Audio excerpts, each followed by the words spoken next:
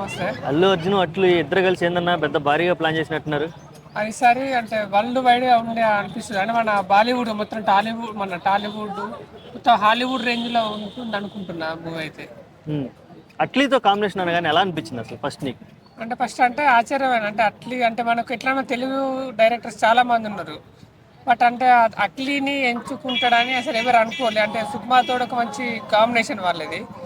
But మళ్ళీ ఎట్లా అంటే అటు సైడ్ ఇప్పుడు శంకర్ గేమ్ చేంజర్గా తీసాడు కదా, అంటే అలాంటి డైరెక్టర్స్ నా- సైడ్ అయితే మనకు సెలెక్ట్ అంటే ఆ, కాంబినేషన్ కుదరట్లేదు.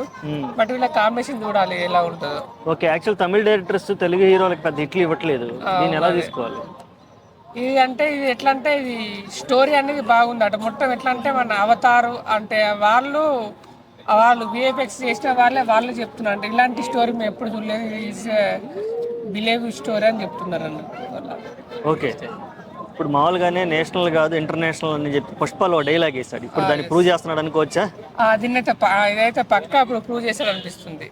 ఉమ్. నేషనల్ ఇంటర్నేషనల్ అనేది దీంతో ఈ మూవీ తోటి అయితే పక్కా తెలుస్తుంది. చాలా మంది ఇంకో మాట ఏమంటున్నారంటే రాజమౌళి మహేష్ బాబుని చూసి అనవసరంగా చేతులు కాల్చుకుంటున్నారేమో, అంత బడ్జెట్ పెట్టి ఏదో ఇంటర్నేషనల్ స్థాయిలోకి వెళ్ళాలి తీయాలి అని చెప్పి అనవసరంగా డబ్బులు బొక్క పెట్టుకుంటారా అనే ఒక టాక్ ఉంది. దాన్ని ఎలా చూస్తారు? ఎందుకంటే అట్లీ కూడా వాటి ఒక మంచి డైరెక్టర్. అతను కూడా ఒక 1000 కోట్లు కొట్టిన డైరెక్టర్ అతను కూడా. ఇప్పుడు ఇటు సైడ్ మనకు రాజమౌళి అలా ఎట్లనో ఇప్పుడు వాళ్ళ అటు సైడ్ అతను ఒక్కడే. ఇప్పుడు మనకి ఇటు రాజమౌళి ఎట్లనో ఒక డైరెక్టర్ రాజమౌళి సుకుమార్, అటు వాళ్ళ సైడ్ అట్లీ అన్నట్టు అలా అంటే అటు అంటే అతను కూడా ఒక మంచి డైరెక్టర్ అంటే ఒక ప్రూవ్ చేస్తున్నాడు ఆల్రెడీ. బట్ దీంతో వీళ్ళిద్దరు కాంబినేషన్ బాగానే ఉంటుంది. స్క్రిప్ట్ అనేది చాలా బాగుందని టాక్ వచ్చింది, దానివల్ల ఒప్పుకున్నాడు అందరు. ఏం ఎక్స్పెక్ట్ చేయొచ్చు ఈ సినిమా నుంచి? ఇక అయితే ఎలా అంటే నాకు అంటే అంతకుముందు మనం చూసాం కదా, రోబో మూవీ చూసాం అంటే అలా అనిపిస్తుంది. అంటే అలాంటి బ్యాక్గ్రౌండ్ ఎలాంటి మన సూపర్ మ్యాన్ అలా ఉంటుందని అంటున్నారు అలా.